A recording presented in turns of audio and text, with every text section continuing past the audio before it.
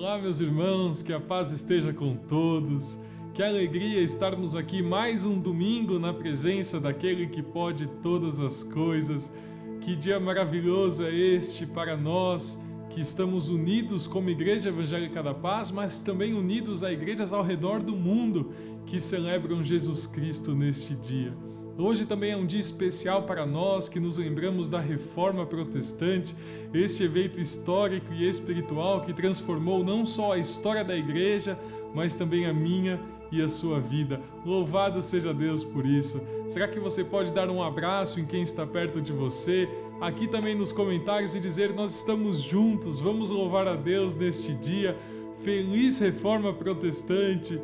Louvado seja o nome de Jesus, o nosso Senhor. Vamos louvá-lo de todo o nosso coração? Você está pronto? Vamos lá, vamos adorá-lo em espírito e em verdade. Com alegria. Senhor meu Deus, quando eu maravilhado fico a pensar nas obras de tuas mãos, no céu azul de estrelas pontilhado, o teu poder mostrando a criação. Então minha alma canta-te, Senhor. Quão grande és tu, quão grande és tu. Então minha alma canta-te, Senhor.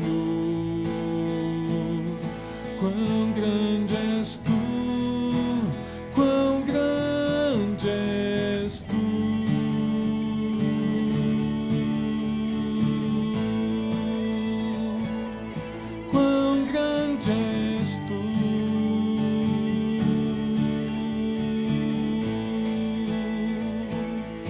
E ao medir o teu amor tão grande, teu filho dando ao mundo pra salvar, na cruz verteu seu precioso sangue, minha alma pôde assim purificar. Vamos juntos, vamos lá. Então minha alma canta-te, Senhor. Quão grande és tu, quão grande és tu. Então minha alma canta-te, Senhor. Quão grande és tu, quão grande és tu.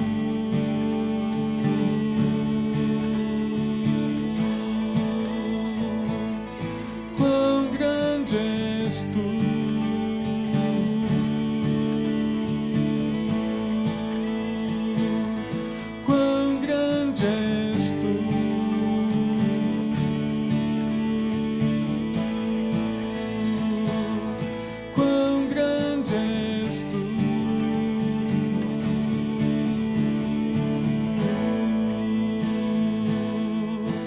Amém, amém. Louvado seja Deus, louvado seja Deus. Eu posso convidar você a fechar os seus olhos nesta hora na presença de Deus. Nós estamos aqui para dizer: Senhor, muito obrigado por tudo o que o Senhor tem feito em nossas vidas. Nós estamos aqui para reconhecer que Tu és o Deus Todo-Poderoso, o Senhor da história, o Senhor capaz de fazer todas as coisas.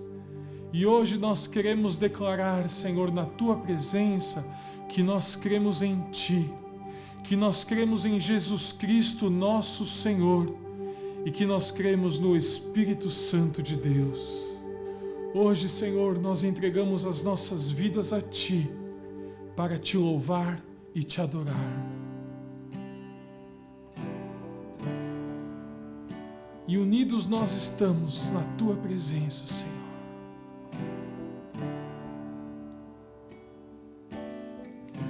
És nosso Pai eterno, o que tudo criou, poderoso.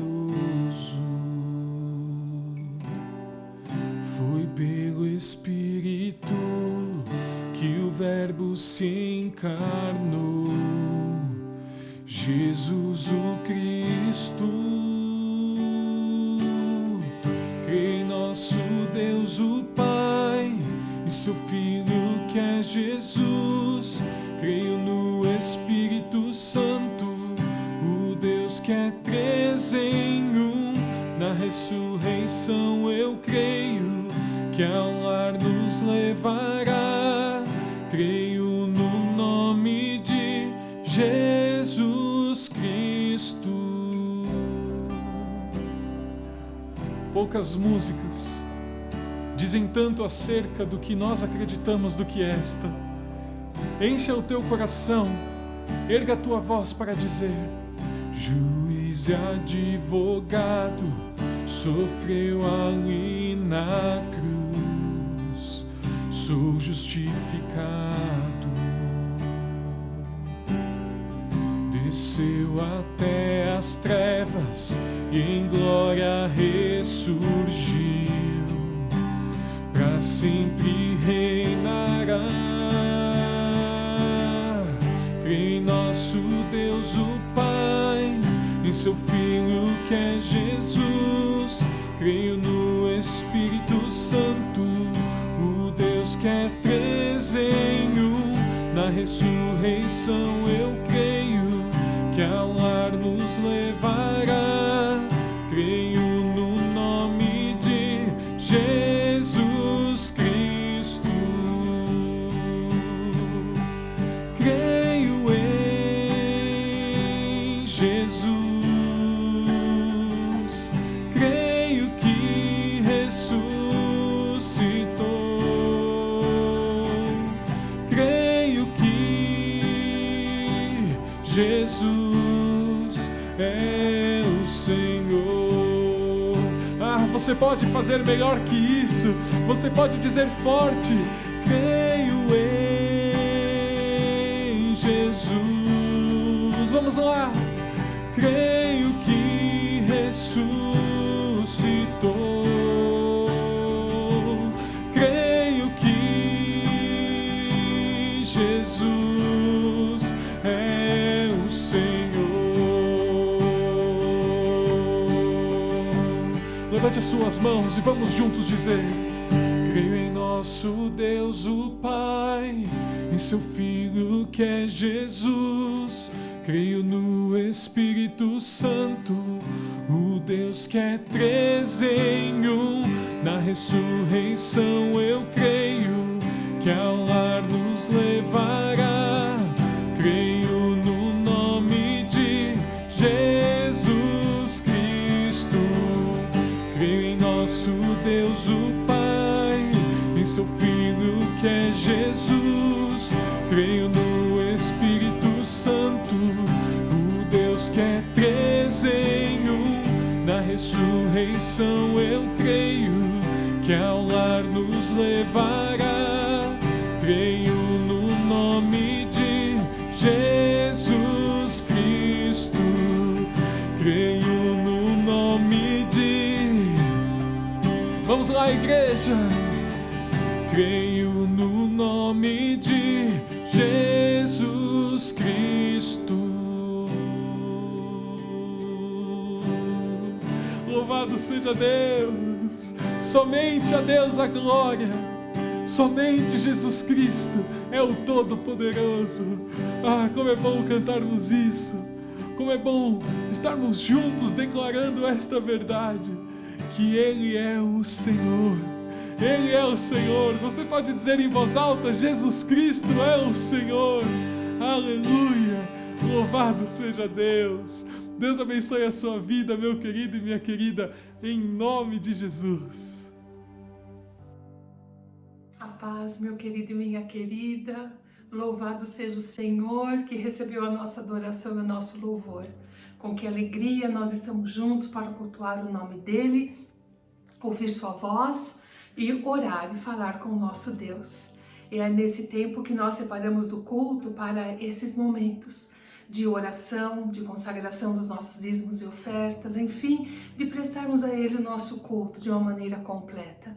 Mas antes de orar, eu gostaria de falar uma coisa muito importante que diz respeito à nossa vida de igreja, nossa vida de comunidade. Eu tenho certeza que, assim como eu, você deve estar com muitas saudades dos nossos ajuntamentos. Então, não há um dia sequer que a gente não se lembre dos nossos cultos, da nossa comunhão, da nossa vivência. E nós temos a memória repleta de recordações, de eventos, de encontros, de antes-culto, de pós-culto, enfim, da nossa vida, das nossas orações em conjunto, das nossas experiências com o Senhor, de olhar da face um do outro, de pegar na mão um do outro, essas coisas tão doces que fazem tão parte da nossa vida. E fica para nós uma pergunta: quando é que nós vamos retomar tudo isso? E eu quero explicar mais uma vez e dizer, e até dar um parecer, não é, da atual situação. Nós poderíamos voltar com cultos presenciais. A Prefeitura de Ferraz de Vasconcelos autoriza a volta de qualquer tipo de aglomeração, seja ela para qualquer evento, inclusive eventos religiosos, desde que nós cumpramos algumas determinações de cuidado e de precaução com relação à pandemia. Então, já falamos para todos, e vocês sabem bem, que a Prefeitura restringe a 1/3 do uso do lugar, no nosso caso, do lugar de culto. Então, não são número de pessoas, mas é o espaço que nós temos. Nós podemos utilizá-lo apenas em 1/3. E ao utilizar isso, nós temos que ter distanciamento de 1,5 metro entre pessoas. As pessoas devem usar máscaras. Nós não podemos ter uma reunião que ultrapasse 1 hora. Nós temos que ter um cuidado muito especial na limpeza e na desinfectação de toda a área usada, incluindo banheiro, áreas de passagem e tudo mais. É assim que as coisas oficialmente estão colocadas. E nós, como igreja, recebemos do Senhor a palavra de esperar uns pelos outros. E o que isso significa? Nós poderíamos sim abrir a igreja para cultos presenciais. Uma pequena parte da igreja estaria apta a participar. Ficariam de fora e impedidos de participar as pessoas com mais de 60 anos, toda mulher gestante, todas as pessoas que já têm uma doença pré-existente, então diabéticos, hipertensos e outros tipos de doenças também autoimunes. Então essas pessoas ficariam apartados dos nossos cultos. E se nós formos pensar, é um grupo muito expressivo da nossa igreja. E ao assumir a responsabilidade de uma volta presencial, nós estamos também assumindo a responsabilidade de cumprir tudo o que é pedido. E nós teríamos que forçosamente escolher, ou melhor, determinar quem poderia participar do culto e quem não poderia participar. Isso em si só já é uma difícil situação. E eu queria que você pensasse que junto com isso, nem sempre as pessoas compreendem essas limitações.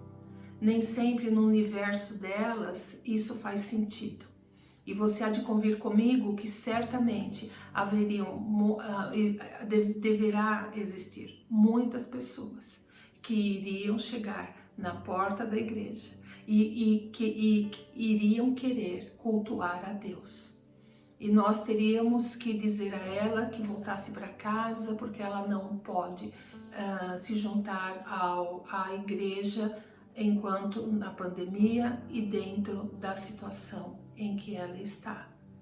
Queridos, isso é muito custoso e muito difícil. As implicações são muito sérias. Pense num diácono, pense numa pessoa que está lá para controlar esse fluxo, ter que dizer a uma pessoa, por favor, volte para sua casa. Você não pode cultuar. E pense também na possibilidade desse diácono se sentir tão constrangido e que permita que essa pessoa adentre ao salão de culto. Ele também vai estar consciente de que está pondo em risco a vida daquela pessoa. E não importa se aquela pessoa anda pela cidade inteira, não importa se ela não tem se resguardado, isso não é da nossa competência. Da nossa competência é fazer cumprir aquilo que é exigido pela lei. Então são situações muito, muito delicadas, que não é só o simples fato de voltar, mas é o que essa volta implicaria, essa volta feita agora. Implicaria em beneficiar uma parte pequena da igreja. Implicaria em colocar pessoas do ministério que trabalham em situações como essa que eu comentei, difícil situação. Implicaria em fazer com que muitos dos nossos irmãos se sentissem de fato excluídos deste ajuntamento. Então, meus queridos, não é que nós não queremos voltar, é que nós estamos colocando na balança todas essas situações e essas circunstâncias. A volta, ela deve acrescer a nossa igreja. A nossa volta deve contribuir para o bem e para o bem de todos. E além de tudo isso, nós temos aquela palavra que calou tão forte no nosso coração: esperai uns pelos outros. Então, eu quero dizer a você, que você tenha, e também a mim, que nós tenhamos um pouco mais de paciência. E quando bater o desespero, e essa é a palavra, a saudade incontida, a necessidade de estarmos juntos cultuando o Senhor, que nós possamos nos lembrar por que nós não estamos.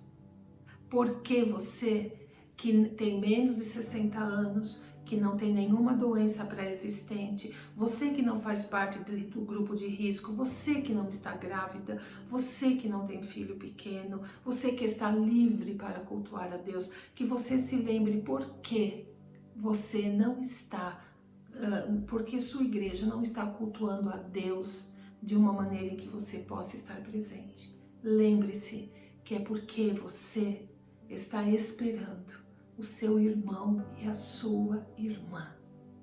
Lembre que é um ato de amor, um ato de consideração, um ato de profundo respeito e uma oportunidade de nós nos medirmos para vermos, meus irmãos, até onde nós amamos, em que grau de amor nós estamos e qual é a nossa medida de servir o outro. Isso é muito importante. Então, que essa verdade possa nos dar um pouquinho mais de fôlego, que essa verdade possa realmente nos ajudar, a verdade do amor, a verdade do respeito, a verdade de esperar uns pelos outros, a entender que essa igreja que nós somos, essa igreja que nós vivemos e conhecemos, se voltássemos hoje, não seria essa igreja, seria uma igreja muito diferente. E talvez a gente fosse descobrir que é melhor esperar do que voltar dentro dessas circunstâncias e dessas determinações. Afinal de contas, aquilo que nós fazemos, nós temos que não ver apenas o nosso bem-estar, mas o bem-estar do outro também. Não é assim que a Bíblia ensina? Que cada um não tenha em conta apenas o que é seu, senão aquilo que é do seu próximo também. Então, meu querido, minha querida, consolemos os nossos corações. Vamos continuar cultuando ao Senhor, vamos continuar servindo a Deus, vamos continuar em comunhão uns com os outros, dentro daquilo que Deus tem permitido que aconteça. Sim, meus queridos, porque tudo isso tem acontecido. Você nunca se esqueça, por permissão de Deus. Ele governa, Ele sabe, Ele tem o poder sobre todas as coisas. Então a nós cabe uma atitude de submissão, de sabedoria e de compreensão do tempo que estamos vivendo e como vamos responder a ele de maneira bíblica, de maneira cristã, de uma maneira verdadeira, que glorifique o nome do Senhor Jesus. Eu imagino também que você, assim como eu, vê muitas pessoas dizendo, mas todas as igrejas voltaram, mas todo mundo, meus queridos, lembra aquela frase que a gente falava para os nossos filhos? Você não é todo mundo. Você e eu, nós fazemos parte da Igreja Evangélica da Paz. Uma igreja que tem humildemente tentado andar em retidão, humildemente tentado dar bom testemunho de Jesus Cristo à nossa cidade, aos nossos vizinhos. Uma igreja que tem se pautado para viver com isenção, mas com toda dignidade. Nós não iremos burlar as leis, nós não iremos abrir exceções, porque isso não está no nosso nível de ação. Não nos compete. Não compete à igreja legislar sobre os ajuntamentos, sobre o distanciamento ou não. Não compete a nós. Então nós, como igreja, nos submetemos àquilo que os governantes, àquilo que as instituições que lidam com a área da saúde têm mostrado, e têm falado e têm pedido. Então, por favor, colabore, ajude a si, ajude a mim, vamos ajudar uns aos outros, a nos estimularmos para que possamos passar por tudo isso da melhor maneira possível, mas sempre juntos, no temor de Deus. Essa é uma grande prova para a nossa igreja, essa é uma grande prova para mim e para você. Esse é um momento que podemos mostrar o quanto o Senhor tem feito na nossa vida. Amém, meus queridos e minhas queridas? Amém. Eu espero do fundo do meu coração que, em nome de Jesus Cristo, essas minhas palavras possam fazer sentido para você e você possa compreendê-las de bom grado, porque nós estamos visando o bem de todos, o bem de todos. Nós somos um corpo. Nossos irmãos e irmãs, impossibilitados de cultuar, eles merecem o nosso respeito, eles merecem que possamos pensar neles com esse amor. Amém? Amém. Nós vamos orar agora. Vamos colocar esse assunto diante de Deus, pedir que o Senhor abençoe e abrevie esse tempo e o Senhor tenha misericórdia de nós, que Ele nos renove. Vamos orar também, meus queridos. Existe um pedido de oração. A irmã Jéssica, ela tem um tio dela, o Cristiano Oliveira, é um senhor, um homem. Ele sofreu uma agressão, olha que coisa, que história, no estacionamento de um supermercado. Não sabemos o que aconteceu, mas ele foi espancado. E ele já está na UTI há mais de um mês. Muito comprometido em suas funções vitais. Ele está num estado muito grave. Ela pede oração. Vamos orar. O nome dele é Cristiano. Que o Senhor estenda a mão sobre a vida do Cristiano. A Jéssica pediu essa oração no dia 19. Jéssica, eu espero em Deus que a nossa oração ainda possa surtir efeito na vida do seu tio, querida. Nós vamos orar. Nós vamos orar também pela nossa irmã Lorena e pelo seu esposo Nelson. Domingo passado eu me lembrei dos irmãos que estão morando em outros países e é uma coisa à mente, né? Pois me passou de dizer a respeito da Lorena, do Nelson e de sua família. Vamos orar por eles nesta manhã, vamos pedir que Deus os abençoe, porque eles também fazem parte desse corpo e nós os amamos e queremos abençoá-los em nome de Jesus Cristo. Então, onde você está, feche os seus olhos e vamos nos colocar diante de Deus. Senhor querido e santo, em nome de Jesus Cristo, teu Filho, pelo poder do teu Espírito Santo, nós estamos aqui na tua presença, Senhor, nós adentramos diante do Senhor, na certeza de que nós somos, Senhor, aceitos, na certeza de que o Senhor está com seus ouvidos abertos, os seus braços estendidos para nos abençoar, pois é através de Jesus que nós clamamos. Pai, nós te agradecemos, nós te louvamos pela nossa vida, nós agradecemos o Senhor por estarmos aqui neste culto, nós louvamos o teu nome pela obra gloriosa que o Senhor fez e tem feito no nosso coração, nós te agradecemos pelo perdão dos nossos pecados, nós te agradecemos por nos ter feito novas pessoas com mentes renovadas em Cristo Jesus, nós te agradecemos pelo nosso coração, que é um coração, Senhor, que se curva à tua vontade, um coração que te obedece, Senhor. Obrigado por esse milagre na nossa vida. Nós queremos agora trazer na tua presença, Senhor, a vida desse Senhor, do cristiano que sofreu, Senhor, esse ataque. Oh Deus, em nome de Jesus Cristo. Pai, nós oramos por ele, pedimos que o Senhor o visite no poder da tua graça, que o Senhor recupere a vida dele, que o Senhor o abençoe, em nome de Jesus Cristo. Senhor, nós oramos pelo nosso irmão Duio, que também está, Senhor, internado e precisando da tua graça. Senhor, o Senhor é Deus de milagre, de bondade, de amor. Abençoe o Duio, teu servo, Senhor. Levanta o Duio do leito da enfermidade, dê a ele plena recuperação, porque para o Senhor nada é impossível. Querido Deus, nós trazemos todos os nossos irmãos e irmãs que estão em tratamento médico da nossa igreja, nós trazemos a vida de cada um e pedimos a tua bênção, a tua graça, o teu favor. Senhor, abençoe também a Aimee, abençoe o Bernardo, Senhor, em nome de Jesus Cristo. Deus de todo amor, de todo poder, nós queremos nesta hora clamar ao Senhor pelos idosos da nossa igreja, por aqueles que fazem parte do grupo de risco, Senhor, que possam ser mais suscetíveis a esse vírus do que as outras pessoas. Que a tua graça, o teu poder esteja sobre cada um, Senhor, cobre e protege. E Senhor, nós trazemos agora a nossa igreja diante da tua presença.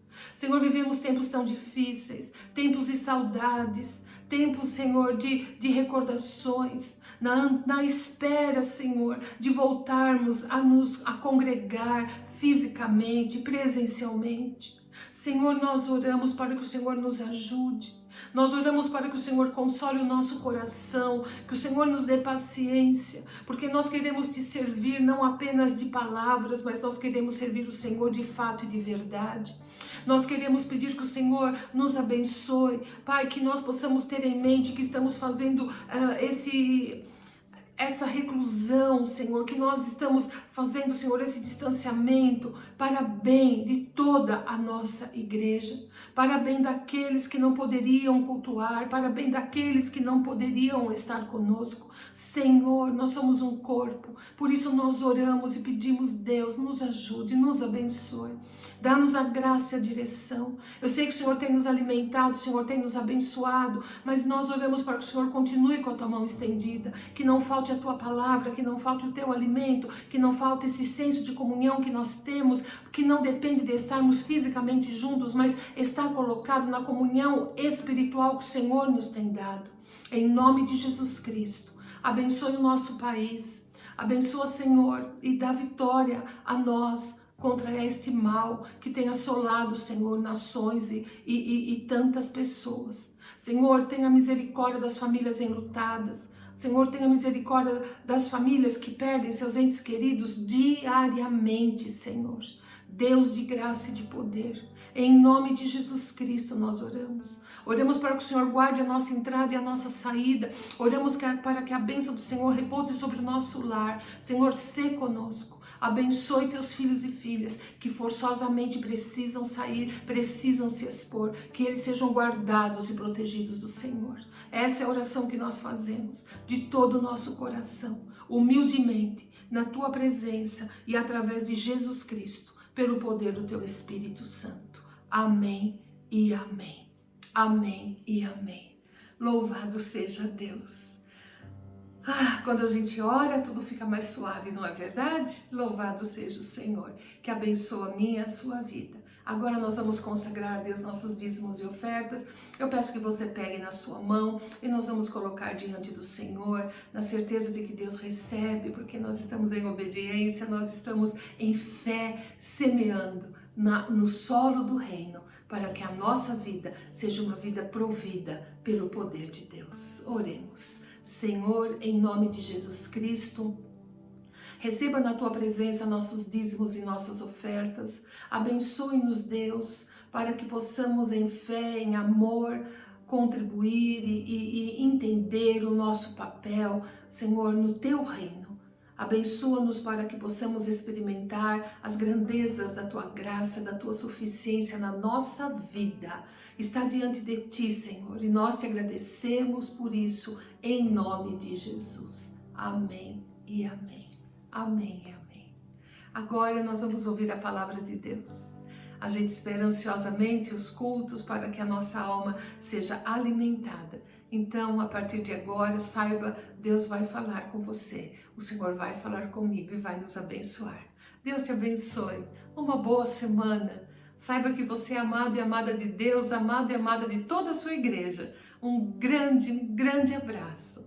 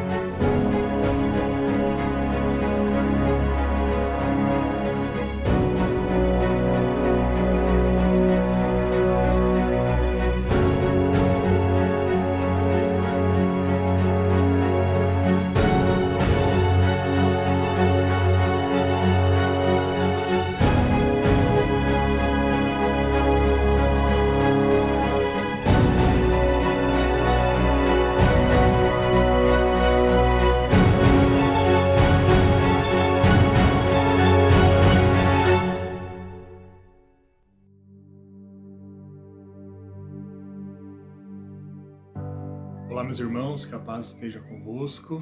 Amém? Vamos abrir a palavra de Deus nesse momento, na carta de Paulo aos Romanos, no capítulo 5, versículo 6 ao versículo 11. Esses são os versículos para a nossa meditação. Amém? Feche seus olhos, vamos orar a Deus como é de nosso costume, pedindo para que Ele fale conosco por meio da sua palavra. Senhor, nós louvamos o Teu nome, agradecidos porque muitas coisas tem feito em nosso favor. E que agora, Pai, a Sua palavra possa chegar a cada um dos corações. Assim eu oro em nome de Jesus Cristo, Seu Filho. Amém. Romanos, então, capítulo 5, versículo 6 ao 11, diz assim, meus irmãos, a palavra de Deus. Porque Cristo, quando nós ainda éramos fracos, morreu a seu tempo pelos ímpios. Dificilmente alguém morreria por um justo, pois poderá ser que pelo bom alguém se anime a morrer. Mas Deus prova o seu próprio amor para conosco pelo fato de ter Cristo morrido por nós, sendo nós ainda pecadores. Logo, muito mais agora, sendo justificados pelo seu sangue, seremos por ele salvos da ira. Porque se nós, quando inimigos, fomos reconciliados com Deus mediante a morte do seu Filho, muito mais, estando já reconciliados, seremos salvos pela sua vida. E não apenas isto, mas também nos gloriamos em Deus por nosso Senhor Jesus Cristo, por intermédio de quem recebemos agora a reconciliação. Amém. Palavras do apóstolo Paulo, inspiradas pelo Espírito Santo de Deus. Amém, meus irmãos.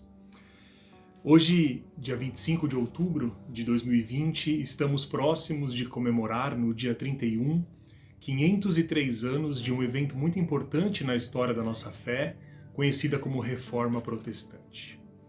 E quando nós pensamos na Reforma Protestante, ou quando nós pensamos na nossa própria vida, o que nós enxergamos? Enxergamos mudanças. A nossa vida ela é feita de grandes transformações. E é claro que quando a gente pensa em mudanças, algumas dessas mudanças elas são desejadas, elas são aguardadas. Mas outras mudanças nem tanto. Nos pegam inclusive de surpresa em algumas vezes. Uma das coisas que eu penso é a respeito do crescimento de um filho, por exemplo. Por mais que você aguarde, por mais que você espere que o seu filho cresça, é sempre uma surpresa quando você olha para ele ou para sua filha e você diz, meu Deus, como cresceu. E quando nós menos percebemos, estamos diante de uma pessoa já crescida, completamente diferente daquilo que nós esperávamos, porque a gente sempre espera que o tempo passe muito devagar. Então, a vida ela é feita de mudanças, né? O nascimento, a morte, as mudanças que nós fazemos na vida por meio das nossas escolhas, os empregos que nós entramos, as amizades que vêm e as amizades que vão embora, os relacionamentos, todos esses são eventos que confirmam algo em nossas vidas, a não permanência. Então, quando nós olhamos para as nossas escolhas, para aquilo que aconteceu conosco, a gente percebe isso, não percebe? Existe algo ali que não permanece, mas que transforma, que se modifica. E essa é uma característica importante quando nós olhamos para cada um de nós, para cada uma das nossas vidas. E hoje eu quero lembrar aos irmãos um evento que trouxe, dentre outras coisas, grande mudança. Algo que aconteceu, como eu já disse, há muitos séculos, há 5 séculos, há 503 anos, e que até os dias de hoje é um evento que faz grande diferença no modo como nós nos relacionamos com Deus e também no modo como nós levamos a nossa vida de fé. A maneira como a gente se relaciona uns com os outros, a maneira como nós louvamos a Deus, nada disso pode ser separado completamente desse evento que é marcado na história no dia 31 de outubro de 1517, conhecido como a Reforma Protestante. Então, há aproximadamente um pouco mais de 500 anos, lá no século XVI, o mundo se transforma.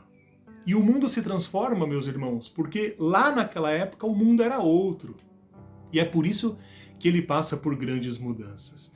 E era um tempo em que havia grande transformação. E eu quero dar alguns exemplos para os irmãos poderem entender o que se passava lá em 1517, ou seja, 503 anos.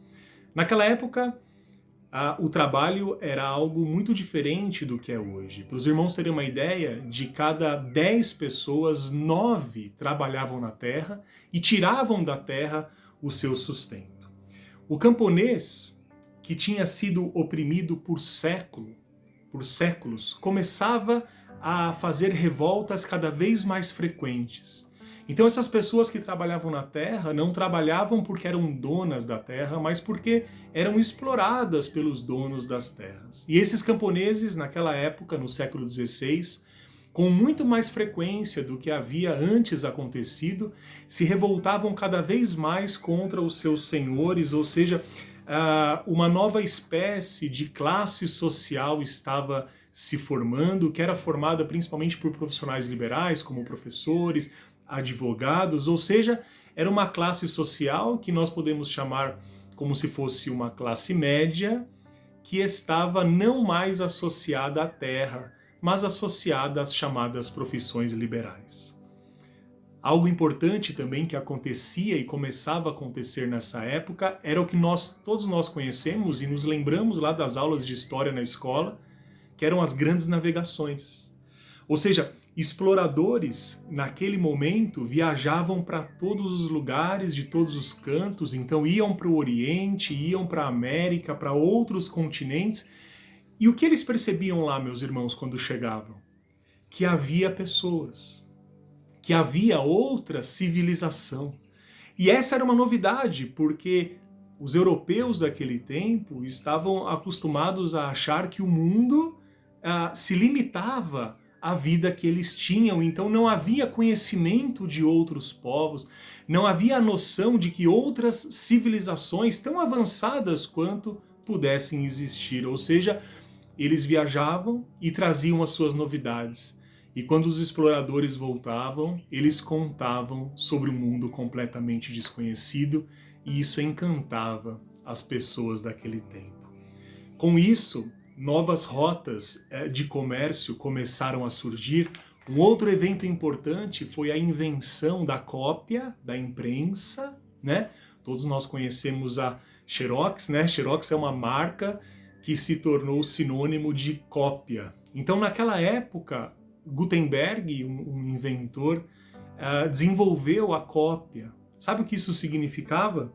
Que muitas das ideias que antes não tinham possibilidade de viajarem o mundo, ou seja, ideias revolucionárias que poderiam ficar presas em algum lugar, agora eram espalhadas por toda a Europa numa velocidade nunca antes imaginada. Dizem, por exemplo, que no tempo da Reforma, Lutero pregava um sermão no domingo e até sexta-feira todos os países da Europa já tinham recebido o que ele tinha pregado numa pequena cidade da Alemanha. Não sei se é um exagero, mas isso demonstra a velocidade, o modo novo como as ideias começaram a circular naquele tempo. E tudo isso, todas essas transformações também estavam somadas a uma grande expectativa, a expectativa de uma nova vida que se apresentava. E é isso que as mudanças trazem. Quando nós passamos por mudanças nos nossos empregos, como eu disse, nos nossos relacionamentos, mudanças cotidianas que nós passamos ao longo da nossa vida, essas mudanças trazem expectativas de coisas boas e de coisas novas que estavam para acontecer. Mas também existe um outro aspecto das mudanças, não existe? Ou seja, quando tudo está mudando, quando um mundo novo se abre diante de nós, também aparecem os medos, as ansiedades e as nossas inseguranças. Seria tão bom se toda novidade só trouxesse alegria e boa expectativa. Mas a novidade também traz consigo o medo, a insegurança, traz a possibilidade do fracasso. Então essas pessoas que viviam ali naquele século, em muitas transformações, num século em que as coisas estavam se transformando de modo muito rápido, talvez muito parecido com o tempo que nós estamos vivendo hoje, essas pessoas estavam abertas às novas possibilidades, estavam com uma espécie de frio na barriga com essas novas expectativas, mas ao mesmo tempo elas traziam dentro de si medo e insegurança.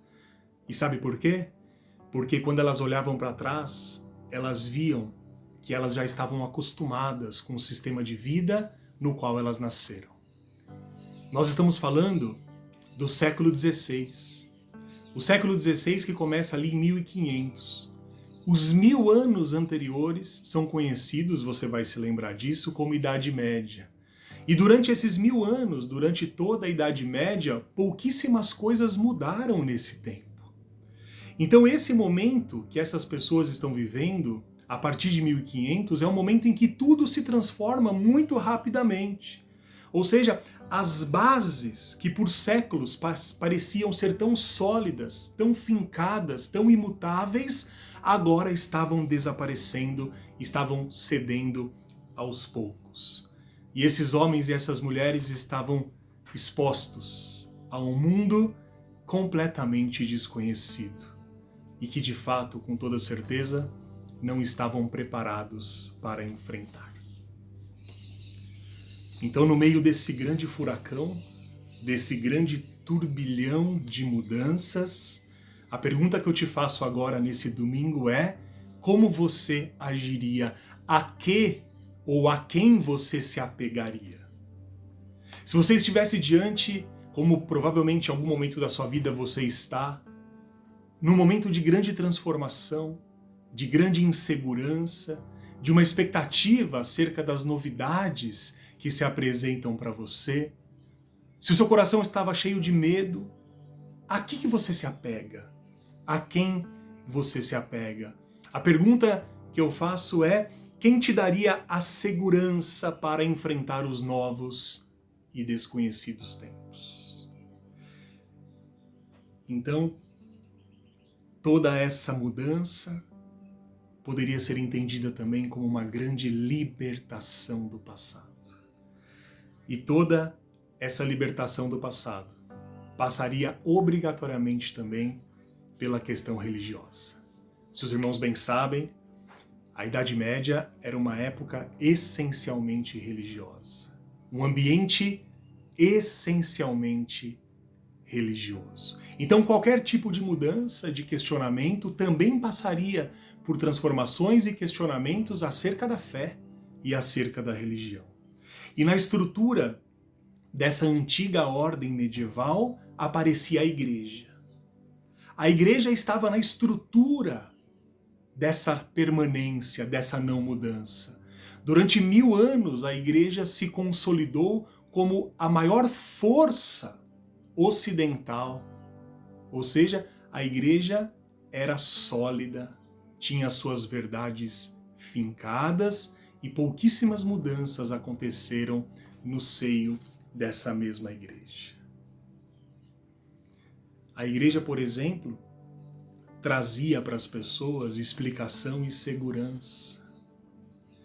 Homens e mulheres nasciam, peregrinavam e morriam nessa terra em busca de consolo e salvação que apenas a igreja medieval poderia fornecer. Mas algo estranho aparece aqui. Ao invés de trazer segurança às pessoas, consolo, ao invés de dar aquilo que as pessoas necessitavam para viver uma vida em paz com Deus, a igreja, ao invés de agir como libertadora do homem, ela era justamente o arco, a base que sustentava todo esse sistema de dominação e opressão. E isso pode ser explicado muito brevemente em 3 pontos que eu gostaria de trazer para os irmãos. O primeiro ponto era que durante o período inteiro da Idade Média, a igreja era uma parte integrante do sistema. Isso significa que a igreja ela era também responsável e integrante por todo tipo de dominação, opressão, que se apresentavam de modo econômico e político naquela sociedade. Não havia separação entre igreja e Estado. A igreja era parte dos sistemas econômico e político e usava a sua força econômica e política, assim como a sua influência espiritual, para apoiar esses sistemas. Sistemas baseados na opressão. Sistemas baseados na desigualdade, na falta de perspectiva de melhora de vida. O segundo ponto que nós entendemos acerca do papel da igreja em todo esse sistema medieval de dominação e opressão é o seguinte: a estrutura da igreja, ela foi sendo construída ao longo do tempo, até aquela época, para separar as pessoas em categorias. Isso é esquisito, né? Porque nós lemos, por exemplo, Tiago, irmão de Jesus, dizendo que Deus não faz acepção de pessoas. Deus não separa as pessoas por aquilo que elas possuem, ou por aquilo que elas têm, ou pela posição que elas ocupam na sociedade. É isso que Tiago está dizendo, Deus não faz acepção de pessoas. Mas a estrutura da igreja medieval era justamente a estrutura de fazer uma hierarquia entre as pessoas. E o crente comum, o cidadão comum, que não fazia parte do poder político, do poder religioso e econômico, ou seja, pessoas que provavelmente seriam como todos nós, o crente comum era marginalizado nesse sistema, colocado à margem do processo e, consequentemente, afastado da comunhão com Deus. O crente comum dependia do padre, do bispo, dependia de um pároco, dependia de um poder religioso, ou seja, da estrutura da igreja para receber os sacramentos e o favor de Deus. E o terceiro aspecto que explica essa dominação e opressão que a igreja era integrante. Nós podemos chegar nisso. A dominação que sustentava todo o sistema deveria ser aceita sem crítica pelos fiéis. A doutrina romana da época, da Igreja Romana, era a doutrina de que todo o ensinamento deveria ser dado às pessoas, passando antes pela interpretação da Igreja. Ou seja, havia uma verdade oficial que não poderia ser questionada, muito menos criticada, deveria ser aceita pelos fiéis. Afinal, era a Igreja quem detinha a verdade e a única habilitada a oferecer a salvação aos homens por meio dos sacramentos, por meio das suas regras e da sua moralidade. E Deus nesse sistema? Onde fica Deus? Como Deus é apresentado? Nesse sistema todo, meus irmãos, e aqui eu quero que os irmãos entendam, Deus, ele era apresentado como um juiz. E um juiz que exige retidão. Aquele juiz que não há espaço para perdão ou misericórdia, mas aquele juiz que de tão justo se torna opressor daquele menos favorecido. Esse era o Deus da igreja medieval. Esse era o Deus apresentado pela igreja romana, um Deus justo e que exige retidão absoluta. E quem era o diabo? O diabo era forte. O diabo era um rival direto de Deus. Olha só, as pessoas viviam mais com medo do diabo do que com esperança de receber o amor de Deus. O diabo era forte, as tentações para o pecado mortal eram muitas, e o homem olhava para a igreja com uma esperança, como a única que poderia livrá-lo de tudo isso. Mas, ao mesmo tempo, esse mesmo homem que, de modo incessante, buscava na igreja a salvação eterna, estava oprimido no âmago do seu ser e precisava ser libertado dessa prisão. Ou seja, o Deus que se apresentava como um justo juiz era um Deus opressor, era um Deus que não demonstrava misericórdia. E o homem e a mulher desesperado para encontrar a salvação em Cristo, ou a salvação da sua alma, não encontrava Cristo, mas encontrava as regras, a moralidade muitas vezes hipócrita, as indulgências, os sacrifícios e as obras. Havia um sistema fechado para que a igreja exercesse domínio sobre a vida das pessoas. E esse homem e essa mulher, buscando a salvação eterna nesse contexto, ao mesmo tempo estava subjugado a tudo isso. E o que encontrava quando olhava para si? Angústia, ansiedade e principalmente medo de perder a salvação. E aqui nós chegamos num personagem importante da nossa história evangélica. Martinho Lutero.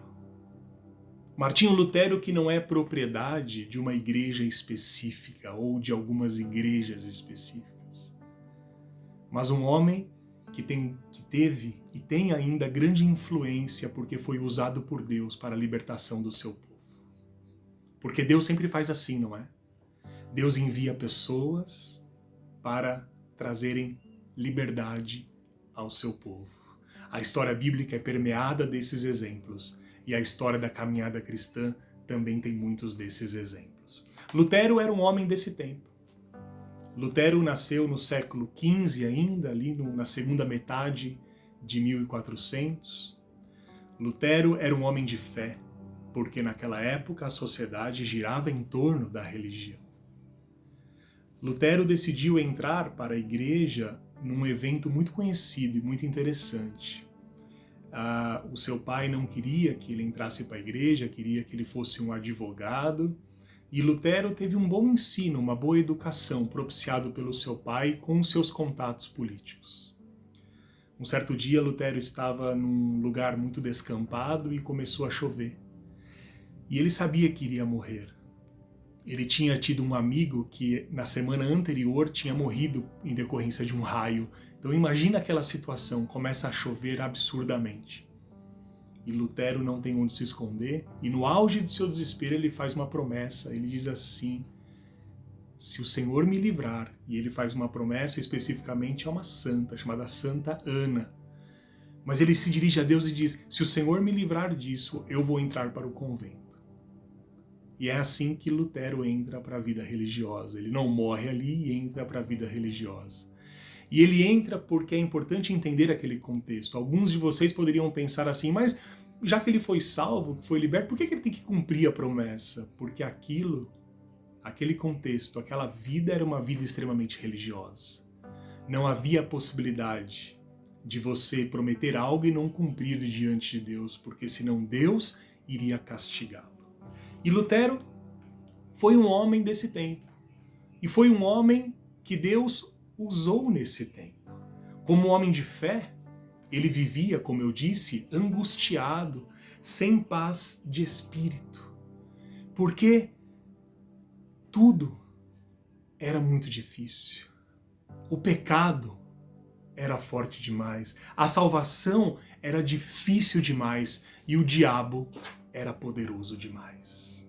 E no meio da sua angústia, meus irmãos, Lutero tentou de tudo para acalmar o seu coração. Ele buscou obediência completa à igreja por meio de disciplinas físicas e espirituais. Ele também abraçou o celibato, as penitências, mas por mais que ele fizesse, por mais obras que ele realizasse, a angústia permanecia sempre lá. E o maior medo que ele carregava no coração talvez seja um medo que hoje nós carregamos também e devemos nos libertar. O maior medo que Lutero tinha era de perder a salvação e não se achar digno diante de Deus. E foi no meio dessa angústia, e os irmãos sabem que quando nós estamos angustiados, os nossos corações estão prontos para ouvir a voz de Deus. Foi no meio dessa angústia existencial e também no meio dessas grandes transformações da sociedade que Lutero ali fazia parte, foi no meio dessa grande tribulação que ele vivia pessoalmente que ele se voltou para a Bíblia. E não é isso que nós fazemos? Quando nós estamos ansiosos, com medo e angustiados, o que nós como cristãos fazemos se não nos voltarmos para a leitura da Bíblia? E Lutero era um de nós. Era um homem daquele tempo, sem nada de especial, de sobre-humano, mas tinha um coração temente a Deus e desejoso de agradar o nome de Deus e de fazer-se digno diante de Deus. E Lutero começou a ler a Bíblia. E ele chega, num certo momento, na carta de Paulo aos Romanos, que transformou completamente a relação dele com Deus e, consequentemente, também a nossa relação com Deus, porque somos herdeiros daquilo que Deus fez na vida desse homem. Em Romanos 5,8, Lutero leu assim: mas Deus prova o seu próprio amor para conosco, pelo fato de Cristo ter morrido por nós, sendo nós ainda pecadores. Aqui na minha mensagem eu grifei essa última parte, sendo nós ainda pecadores. A verdade que invadiu o coração de Lutero é que o Deus que exige a justiça e retidão é o Deus que perdoa. Porque a justiça de Deus, ela é apresentada, assim como Paulo diz aqui aos Romanos, por meio do perdão. É exatamente por meio do perdão que a justiça de Deus é feita. A justiça de Deus, meus irmãos, segundo os evangelhos e segundo as cartas paulinas, não é satisfeita pelas nossas obras, ou por aquilo que nós fazemos, ou pela nossa moralidade. Não. Mas a justiça de Deus é satisfeita por Ele mesmo, pelo perdão, pelo fato dele ter entregue Jesus Cristo para morrer por nós, quando nós ainda éramos pecadores. Ou seja, não merecedores de tamanha misericórdia. O Deus justo é o Deus que ama, Lutero descobriu. É o Deus misericordioso que vem a nós por meio de Cristo, não para nos condenar e julgar, mas para nos perdoar e nos aceitar. Por isso Paulo escreveu: Cristo morreu por nós quando éramos ainda pecadores. Isso significa que Deus se oferece diretamente a nós, sem intermediários. Não há o que fazer, não há o que fazer para alcançarmos a salvação pelas nossas próprias forças. Não há sacramento, não há regras a serem obedecidas, mas é apenas por meio de Jesus, Lutero descobre nas Escrituras, que Deus vem até nós. E é por meio de Cristo Jesus que nós somos reconciliados com o Pai. Mas existe uma condição. Se não há regras a serem obedecidas, se não há sacramentos a serem administrados, se não há indulgências a serem realizadas, existe ainda uma condição que permanece. E essa é a única condição. Devemos crer nas promessas deste Deus. Crer no seu Filho, Jesus Cristo, como Salvador. Em outras palavras, devemos viver pela fé. E essa é a mensagem do Evangelho e é a mensagem da Reforma. Nós somos libertos do diabo, do poder do mal e das amarras humanas que se apresentam de diversas maneiras, sejam políticas, econômicas ou até mesmo religiosas. Somos libertos disso tudo pelo poder que há no nome de Cristo Jesus, o nosso Senhor. E isso é a verdadeira libertação. Libertação do medo de Deus, da ansiedade acerca da salvação. Se você vive com medo de Deus, saiba que Deus te liberta, porque você tem que entender que Ele é misericórdia. Se você vive com medo de perder a salvação, seja liberto nessa hora, porque pelas Escrituras você deve entender que não há nada que você possa fazer para agradar a Deus ou conseguir o seu favor, senão descansar na sua provisão e crer de todo o coração no seu Filho enviado a nós, Jesus Cristo Salvador. Somos livres agora também para reconhecermos diante de Deus as nossas fraquezas e os nossos pecados, meus irmãos. Se você está diante de um juiz severo, sem misericórdia, você não tem coragem de reconhecer as suas fraquezas, mas quando esse juiz justo se apresenta com os seus braços abertos, exalando generosidade e perdão, agora você pode descansar e dizer: Senhor, eu sei que sou um pecador, eu sei que tenho fraquezas, e eu sei que eu estou diante do Senhor, que é todo misericordioso. Bendito seja Deus por essa libertação. Nós também somos libertos quando entendemos a mensagem do Evangelho de um sistema religioso que oprime, que se une aos poderosos, que escraviza e nos transforma em crentes raivosos, intolerantes e moralistas.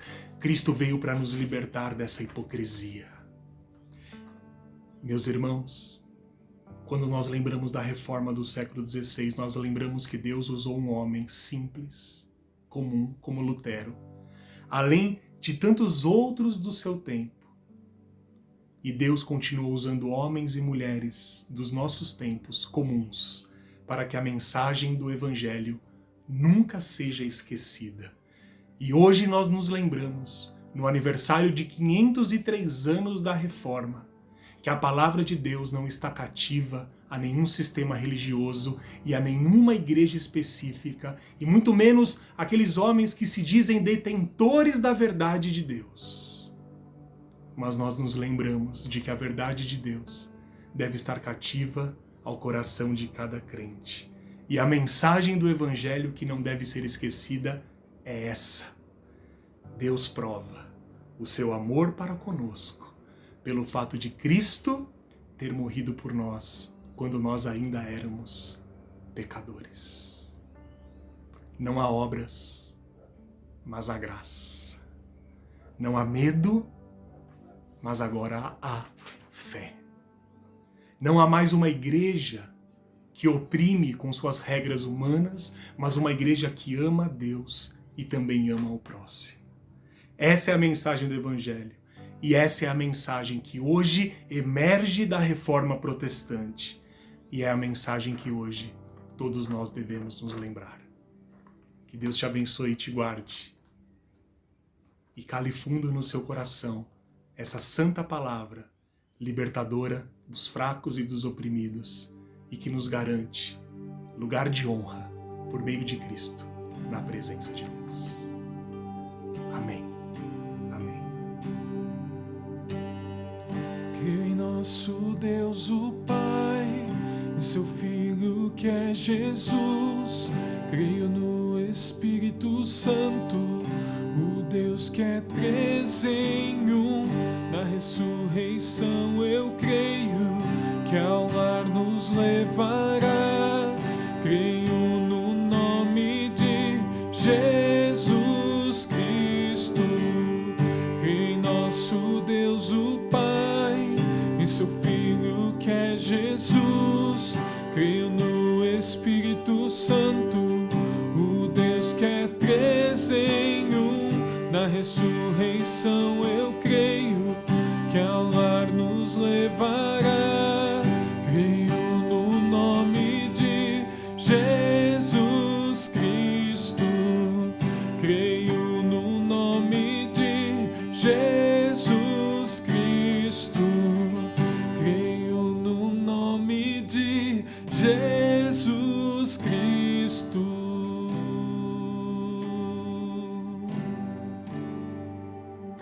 Meus irmãos, feche seus olhos nessa hora e vamos orar e também receber a bênção apostólica.